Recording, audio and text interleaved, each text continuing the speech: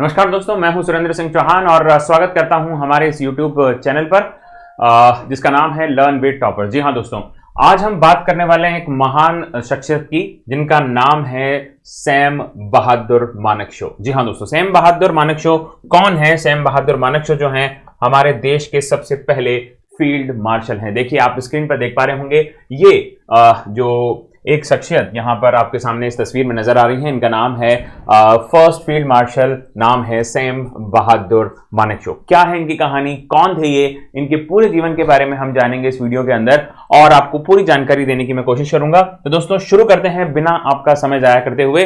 अगर वीडियो पसंद आए तो लाइक जरूर करिएगा और शेयर जरूर करिएगा और कमेंट बॉक्स में बताइएगा जरूर कि ये वीडियो आपको कैसा लगा। तो दोस्तों शुरू करते हैं। सबसे पहले यहां पर अगर हम बात करते हैं इन की, तो देखिए फील्ड मार्शल सैम होमेट्सू फार्मेसी जमशेदजी मानेकशॉ, ये इनका पूरा नाम था। 3 अप्रैल 1914 में इनका जन्म हुआ और जिन्हें Sam Bahadur, Sam the brave के नाम से जाना जाता है, सैम द ब्रेव के नाम से जाना जाता है। 1971 के अंदर जो भारत और पाकिस्तान के बीच में युद्ध हुआ था, उनमें इन्होंने बहुत ही महत्वपूर्ण भूमिका निभाई थी दोस्तों। उसके बाद आगे चलकर फील्ड मार्शल के रूप में इन्हें क्या किया गया, प्रमोट किया गया। तो दोस्तों भारत के अंदर पहली बार किसी व्यक्ति को क्या नियुक्त किया जा रहा है, फील्ड मार्शल नियुक्त किया जा रहा है। ये पहले व्यक्ति हुए भारत के जिन्हें फील्ड मार्शल के रूप में नियुक्त किया गया था दोस्तों। इसके अलावा और इनकी खास बात क्या रही? इनकी खास बात ये रही कि इन्हें भारत के दूसरा और तीसरा जो हमारा सर्वोच्च पुरस्कार होता है, जिसमें आता है नाम किसका, पद्म विभूषण का, और जिसमें नाम आता है पद्म भूषण का, इनसे भी इन्हें सम्मानित किया गया था। उसके अलावा दोस्तों 1973 में सेवानिवृत्ति के बाद में इनको फील्ड मार्शल जो है उस एक उपाधि से नवाजा गया था और स्वतंत्र भारत के हमारे पहला सैन्य अधिकारी हुए हैं। देख लीजिए, इससे पहले आजादी के बाद हम कर रहे हैं, आजादी के बाद की बात हम अगर करते हैं तो आजादी के बाद से कई सालों के बाद हम किसी व्यक्ति को पहली बार फील्ड मार्शल नियुक्त कर पा रहे हैं और जिनका नाम क्या है, मानेकशॉ। तो मानेकशॉ जो है दोस्तों, वो वहां से ये सैम बहादुर कैसे हुए, इस पर भी हम लोग चर्चा करेंगे दोस्तों। अब थोड़ा सा अगर इनका प्रारंभिक जीवन की यदि मैं बात कर लेता हूं तो देखिए हुआ क्या कि सैम मानेकशॉ जो है, इनका जन्म कब हुआ है? इनका जन्म हुआ है 3 अप्रैल 1914 को। 1914 के अंदर दोस्तों जब प्रथम विश्व युद्ध चल रहा था, तब प्रथम विश्व युद्ध के अंदर ये इनका जन्म होता है। इनके जो पिताजी थे, जिनका नाम होमेट्सू मानेकशॉ है, ये एक पारसी फैमिली थे जो कि डॉक्टर थे और इनकी माताजी का नाम हिल्ला हुआ करता था। दोस्तों क्या हुआ कि ये जो मानेकशॉ के पिताजी हैं, इनके मित्र जो हैं, ये है ना लाहौर में रहा करते थे इनके मित्र। तो एक बार इनके परिवार की भी जची कि भाई हम कहाँ चले जाएं, लाहौर चले जाएं। तो 1903 में इनके है ना पहले ये जची थी कि भाई हम कहाँ चले जाएं, लाहौर में चले जाएं। लाहौर में बसने की इनकी योजना हुई, ट्रेन में बैठ करके लाहौर जा भी रहे थे, आजादी से पहले की बात बता रहा हूँ। तो हुआ क्या कि अमृतसर के अंदर है ना जब ट्रेन रुकी, तो उसके बाद में यहाँ पर हुआ कुछ ऐसा कि इनकी माताजी यानी मानेकशॉ की जो माताजी हैं, वो यानी कि हिल्ला, वो है ना क्या हुई, वो उस समय प्रेग्नेंट थी। तो अमृतसर में ही है ना इनका क्या हुआ, फर्स्ट डिलीवरी वहां पर हो जाती है और उसके बाद ये जो है इनका जो प्रोग्राम था पाकिस्तान यानी कि लाहौर में शिफ्ट होने का, वो प्रोग्राम इनका क्या हो जाता है, कैंसिल हो जाता है। और जल्दी ही है ना, और उसके बाद में इन्होंने क्या कर दिया, अमृतसर में ही रहने की सोची और वहां पर इनके पिताजी ने यानी होमेट्सू ने क्या कर दिया, एक फार्मेसी की स्थापना कहां पर कर दी, इस अमृतसर के अंदर ही कर दी। इनके 6 बच्चे हुए और उसके बाद में जो ये हम सैम की बात कर रहे हैं, ये सैम कौन से नंबर के, ध्यान रखिएगा, सैम जो है इनके 5वें नंबर के बेटे हुए। तो यूं समझ लीजिए किस्मत को ही ये शायद नामंजूर था कि ये लाहौर जाते या फिर लाहौर में जाकर के जो है इनके पिताजी रहते, इनका जन्म लाहौर में होता, तो हो सकता है कि ये बाद में पाकिस्तान में ही रह लेते और पाकिस्तान के ही होकर के रह जाते। लेकिन किस्मत ने कुछ ऐसा पलटा खाया कि ये है ना इनके माता पिता अमृतसर में ही इनको शिफ्ट होना पड़ा और उसके बाद जो है इनका जन्म भी यहाँ पर हो जाता है और भारत में ये रहना ये शुरू कर देते हैं दोस्तों। उसके बाद में अगर हम और आगे की बात करें तो 1931 में फिर आगे चल करके है ना इनका जन्म हो गया भैया। अब धीरे धीरे बड़े हुए, इन्होंने यहाँ पर पढ़ाई करी और उसके बाद में 1931 में है ना क्या हुआ साहब, यहाँ पर है ना सर फिलिप चैथवोर्ड की अध्यक्षता के अंदर भारतीय सैन्य कॉलेज की समिति ने है ना जो है क्या किया, अधिकारी कमीशन के लिए भारतीयों को प्रशिक्षित करने के लिए भारत में एक सैन्य अकादमी की स्थापना की सिफारिश करी। अब ये हुआ कि भैया यहाँ पर है ना एक मिलिट्री अकेडमी जो है भारत में स्थापित करने की बात की गई, जिसमें भारत के लोगों को ऑफिसर ग्रेड की जो पोस्ट होगी डिफेंस के अंदर, उनके अंतर्गत इनको नियुक्त करने की बात सामने आई। तो साहब इन्होंने किया भी। तो फिर इसमें अंग्रेजों ने इस पर जब हामी करी तो 3 साल का एक पाठ्यक्रम निष्पादित किया गया, जिसमें प्रवेश की आयु की गई 18 से 20 साल। अब हुआ कुछ ऐसा दोस्तों और कि भाई ये ना ये जो लोक सेवा आयोग अंग्रेजों के समय में स्थापित थी वो परीक्षा लेगी और उसके बाद में क्या होगा, उसके बाद में जो है इसमें आप एडमिशन ले सकते हो। अब हुआ ये कि है ना ऐसा कहते हैं कि जो मानेकशॉ साहब हैं ये अपने पिताजी के पास जाते हैं, पिताजी को बोलते हैं कि पिताजी मैं लंदन जाना चाहता हूँ। क्यों लंदन जाना चाहता हूँ? क्योंकि मैं डॉक्टर की वहाँ पर पढ़ाई करना चाहता हूँ। लेकिन इनके पिताजी ने इनको मना कर दिया। इनके पिताजी ने जब इनको मना कर दिया तब इनके पिताजी के ना चाहते हुए भी इन्होंने भारतीय सैन्य अकादमी के अंदर यानी कि IMA में परीक्षा दी और परीक्षा देने के बाद में फिर उसके बाद हुआ कुछ ऐसा कि इस प्रतियोगिता के अंदर भाग लेने के बाद 1932 में इनका क्या हो जाता है, सिलेक्शन हो जाता है और जितने भी कैंडिडेट थे उन कैंडिडेट में से इनका 6ठा स्थान आता है। यानी एक अच्छी रैंकिंग के साथ में ये वहां पर पास हो जाते हैं और पास होने के बाद में ये IMA में इनको एडमिशन मिल जाता है। अब उसके बाद इनकी कहानी इनकी जो आगे का भविष्य है वो इस तरीके से आगे बढ़ता है कि मानेकशॉ जो है वो है ना धीरे धीरे है ना चलते रहे और अपने आप को प्रूव करते रहे।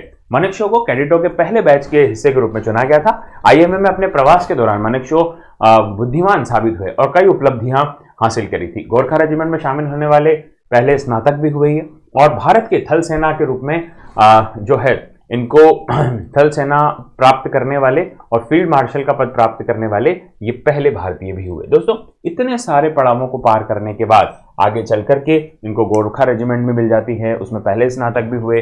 कई सारे पड़ावों पर ये आगे चले, भारत की आज़ादी के समय में भी, उसके बाद में इंडो चाइना वॉर में भी, उसके बाद में 1972 का जो भारत और पाकिस्तान का जो युद्ध हुआ था जिसमें बांग्लादेश को अलग किया गया, उसमें भी इनका बहुत बड़ा रोल था। तो मानेकशॉ ने एक बहुत महत्वपूर्ण भूमिका अपने जीवन में निभाई, इसीलिए तो आगे चल करके इन्होंने फील्ड मार्शल का पद जो है वो प्राप्त हुआ। दोस्तों बाद में उन्हें देखिए और एक बार क्या हुआ कि उन्हें बर्मा में तैनात 12वीं फ्रंटियर फोर्स रेजिमेंट की 4थी बटालियन में तैनात किया गया था, जिसे आमतौर पर 54वीं सिख रेजिमेंट के रूप में माना जाता है और 1938 को अपनी ना क्वार्टर मास्टर नियुक्त इनको किया गया था। मतलब बहुत सारे इन्होंने क्या किया दोस्तों, बहुत सारे पड़ावों को पार किया है, बहुत सारी पदों पर रहे हैं, बहुत सारे युद्धों और बहुत सारी जिम्मेदारियां जो है इन्होंने अपने जीवन के अंदर निभाई थी।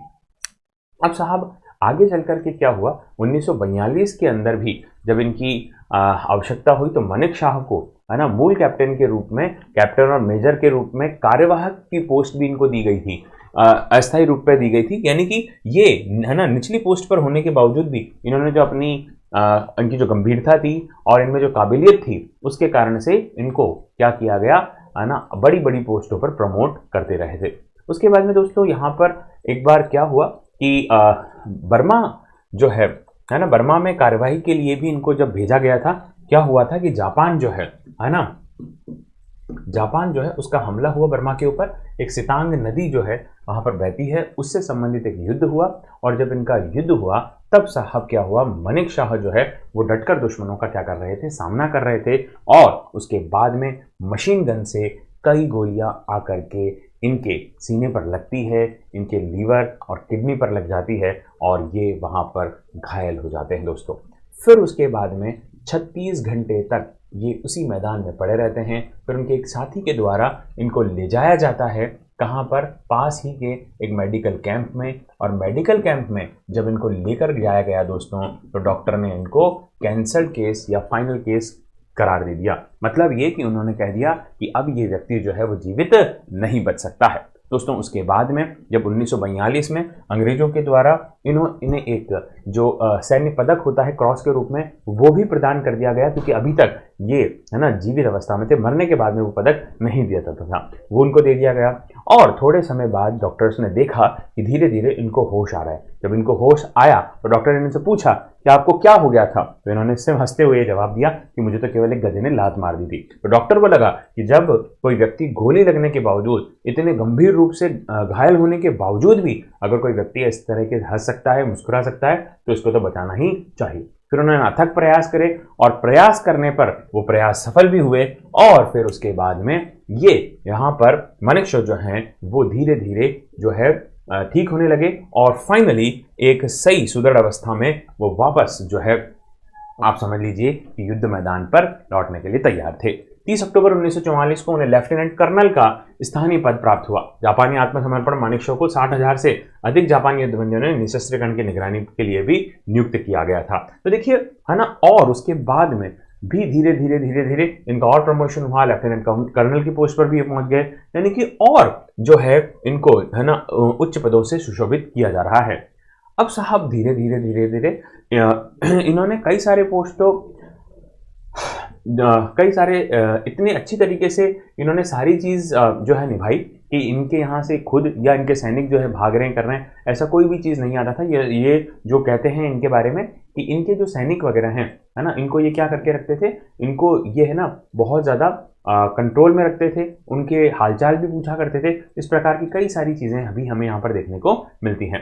मई 1946 को उन्हें कार्यवाहक लेफ्टिनेंट कर्नल के रूप में पदोन्नत किया गया और ऑस्ट्रेलिया का 6 महीने का इनको व्याख्यान भी इनका पूरा किया गया। 4 फरवरी 1947 को मानेकशॉ को मेजर के वास्तविक पद पर पदोन्नत किया गया, यानी 1947 में इन्हें क्या बना दिया गया था, मेजर का पद जो है वो दे दिया गया था। उसके बाद में मानेकशॉ को 4 फरवरी 1952 को मूल कर्नल का पद दिया गया और 167वीं इन्फेंट्री ब्रिगेड का कमांडर नियुक्त किया गया था, जिसका मुख्यालय कहाँ पर है, फिरोजपुर में था। 1957 के अंदर इन्हें 1 वर्ष के लिए उच्च कमांड पाठ्यक्रम में भाग लेने के लिए इंपीरियल डिफेंस कॉलेज लंदन में भी भेजा गया था। 1 मार्च 1959 को मानेकशॉ को मूल मेजर जनरल के रूप में भी पदोन्नत किया गया था और उसके बाद में ये 1973 के अंदर, कब दोस्तों, 1973 के अंदर मानेकशॉ को है ना जो है क्या कर दिया गया था, रिटायर कर दिया गया था। और जब ये रिटायर हुए उसके बाद में दोस्तों इनको क्या, तो ध्यान रखिएगा, जब इन्हें रिटायर हो गए तब जा करके फाइनली इनको आगे चल करके हमने फील्ड मार्शल का जो है एक खिताब भी दे दिया था। दोस्तों गोरखा रेजिमेंट, जी हाँ, अब नाम तो इनका मानेकशॉ था लेकिन इनका नाम था सैम मानेकशॉ, लेकिन क्योंकि मानेकशॉ थोड़ा सा बोलने में ये पारसी नाम जो गोरखा रेजिमेंट में जब इनको भर्ती किया गया था तब उनको थोड़ा सा टफ लगता था, तब इन्होंने है ना इन गोरखा रेजिमेंट वालों ने इनका नाम जो है वो क्या रख दिया था, सैम बहादुर रख दिया था। वहां से फिर इनका नाम जो है वो क्या हो गया, सैम बहादुर हो गया। 1962 में इंडो चाइना वॉर में इनको नॉर्थ ईस्ट में भी नियुक्त किया गया था। वहां पर जो सेना है वो डिमोरलाइज हो रही थी, वहां पर जाकर के हुंकार भरी और सेना ने डट कर जो है दोस्तों वो मुकाबला किया और चाइना के साथ में बहुत ही अच्छी तरीके से हमारी सेना जो है लोहा ले पाई थी। उसके पीछे भी इसी व्यक्ति का हाथ था जिनको हम लोग सैम बहादुर के नाम से जानते हैं। उसके अलावा दोस्तों 1972 के अंदर है ना, जब हम बात कर रहे हैं भारत की और पाकिस्तान की, तो दोस्तों भारत में और पाकिस्तान में जब युद्ध हुआ जिसके दौरान एक नया देश सामने आया था जिसका नाम क्या था, बांग्लादेश, है ना। तो इससे पहले जब बना इंदिरा गांधी ने इनसे चर्चा करी कि इस प्रकार की जब हलचल यहाँ पर बॉर्डर पर हो रही है तो कई सारे बांग्लादेशी वगैरह जो है यहाँ पर आ रहे हैं, तो आपकी क्या तैयारी, उन्होंने मना कर दिया कि मेरी कोई तैयारी नहीं है। क्यों? क्योंकि इससे पहले कई सारे कदम इंदिरा गांधी अपने खुद के स्तर पर ले चुकी थी, तो इनका ये मानना था कि जब हमसे पहले नहीं पूछा गया तो हम इसकी तैयारी कैसे कर सकते थे। उसके बाद में इन्होंने, इंदिरा गांधी ने इनसे कहा कि आप है ना सीधा पाकिस्तान पर अटैक कर दीजिए, तो उन्होंने है ना ये कहा कि ये कहते हुए मना कर दिया कि अभी फिलहाल हम ऐसी स्थिति में नहीं है कि पाकिस्तान पर सीधे अटैक कर पाएँ। तो साहब फिर उन्होंने बोला कि भाई आप अटैक क्यों नहीं कर सकते, तो उन्होंने कहा कि ये जो महीना है ये अप्रैल का महीना है, अप्रैल के महीने के अंदर कई सारे जो दर्राज हैं यानी कि पासेज हैं वहाँ पर है ना वो खुल जाते हैं, तो चाइना भी हमारा पीछे से अटैक कर सकता है। उसके अलावा इन्होंने कहा कि भाई हम इसलिए भी अटैक नहीं कर सकते क्योंकि अभी जो है अप्रैल का महीना जो होता है वो गेहूं का, खाद्यान्नों का ही होता है जिसमें किसान आवाजाही करते हैं। अगर वो रुक जाएगा तो भारत के अंदर खाद्यान्न की प्रॉब्लम आ जाएगी। उसके अलावा हमारे पास इतने टैंकर हैं ही नहीं कि जिसमें है ना जिसमें हमें 150 से भी ज़्यादा टैंकर ऐसे चाहिए जिससे हम पाकिस्तान से लोहा ले सकें, लेकिन हमारे पास में आज की तारीख में केवल 11 ही वो हैं। तो साहब इतनी सारी कमियां जब इन्होंने गिनाई तो साहब यहाँ पर वहाँ के और दूसरे जो मिनिस्टर थे उन्होंने बोला कि भाई तो फिर आप बताओ कि जब इतनी सारी कमियां हैं, टैंकर आपके पास में नहीं है, तो आपने टैंकर की व्यवस्था क्यों नहीं की? तो उन्होंने तब भी तपाक से जवाब दिया था कि ये भी आपकी वजह से ही हुआ है, क्योंकि हम आपसे कब से बजट मांग रहे हैं लेकिन आप हमें बजट नहीं दे पा रहे हो। तो इतनी सारी तपाक या इतने सारे हाजिर जवाबी अगर किसी व्यक्ति के पास में अगर होती है, तो इसका मतलब ये है कि व्यक्ति जब स्वयं पर कॉन्फिडेंस रखता है, स्वयं पर जब उसको आत्मविश्वास होता है, तभी जाकर के वो इस तरह की बातें बोल सकता है। मीटिंग वहाँ पर समाप्त हो जाती है और उसके बाद इंदिरा गांधी उनसे बोलती है कि आपको पता होगा कि मुझे यहाँ पर क्या चाहिए। तो उन्होंने कहा बिल्कुल, हमें जो चाहिए वो भारतीय सेना आपको ला करके जरूर देगी और आपकी बातों पर खरी उतरेगी, लेकिन हमें थोड़ा सा समय चाहिए। उसके बाद में थोड़ा समय रुकने के बाद और उसके बाद जब भारतीय सेना तैयार हो जाती है, तब पाकिस्तान के साथ में युद्ध होता है और बांग्लादेश के रूप में एक नया देश जो है वो हमारे सामने आ जाता है। दोस्तों, उसके बाद में जो है ये जो फील्ड मार्शल हैं, ये इनका निधन जो है जून 2008 में हो चुका था और हमने हमारा एक हीरा हमारे हिंदुस्तान का खो दिया 2008 में फील्ड मार्शल सैम मानेकशॉ के रूप में। ठीक है साहब। और इस प्रकार से मानेकशॉ ने अपनी ज़िंदगी जो है भारत की सेवा में लगाई और कई सारे जो है मुद्दों पर, कई सारी बातों पर, कई सारे अपने वचनों पर ये खरे उतरे और भारत को एक नई मुकाम पर पहुंचाया और भारत के डिफेंस को इन्होंने मजबूत किया। तो दोस्तों, इसी कारण से इन्हें आगे चल करके फील्ड मार्शल के खिताब से नवाजा गया। तो दोस्तों, ये थी कहानी फील्ड मार्शल सैम मानेकशॉ की, जिन्हें हम सैम बहादुर के नाम से भी जानते हैं। तो दोस्तों, उम्मीद है कि ये जो बात है या सैम मानेकशॉ से संबंधित जो जानकारी है आपको पसंद आई होगी। तो आप हमारे साथ में इस प्रकार की जानकारी और चाहते हैं तो हमें बताते रहिए कि हम और किस टॉपिक पर वीडियोस आपके लिए ला सकते हैं, बना सकते हैं, और अपनी राय हमें कमेंट बॉक्स में बताइएगा। वीडियो को लाइक और शेयर जरूर कर दीजिएगा। आज के लिए इतना ही। जय हिंद, जय भारत।